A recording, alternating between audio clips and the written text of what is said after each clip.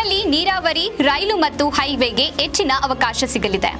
ಕೇಂದ್ರ ಸರ್ಕಾರ ಮಂಡಿಸಿರುವ ಬಜೆಟ್ನಲ್ಲಿ ರಾಜ್ಯಕ್ಕೆ ಅಗತ್ಯವಾಗಿ ಬೇಕಾಗಿರುವ ಯೋಜನೆಗಳಿಗೆ ಸಹಾಯವಾಗುವಂತೆ ಬಜೆಟ್ ಆಗಿದೆ ಹಾಗೂ ತೃಪ್ತಿಕರವಾಗಿದೆ ಎಂದು ಚಿತ್ರದುರ್ಗ ಲೋಕಸಭಾ ಸದಸ್ಯ ಗೋವಿಂದ ಎಂ ಕಾರಜೋಳ ಹೇಳಿದರು. ಅವರು ಚಿತ್ರದುರ್ಗದಲ್ಲಿ ಮಾಧ್ಯಮಗಳೊಂದಿಗೆ ಮಾತನಾಡಿದರು.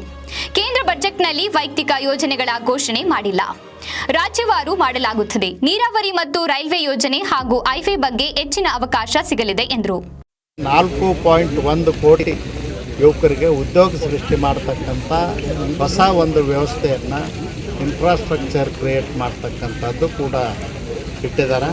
ಮತ್ತು ಬಡವರಿಗಾಗಿ ಏನು ಉಚಿತವಾಗಿ ಆಹಾರ ಧಾನ್ಯ ಕೊಡ್ತಕ್ಕಂಥದ್ದು ಪ್ರಧಾನ ಮಂತ್ರಿ ಗರೀಬ್ ಕಲ್ಯಾಣ ಯೋಜನೆ ಒಳಗೆ 5 ವರ್ಷ ಮುಂದುವರ್ಸಿದ್ದನ್ನು ನಾನು ಸ್ವಾಗತ ಮಾಡ್ತೀನಿ. ಭಾಳ ಉತ್ತಮವಾದಂಥದ್ದು.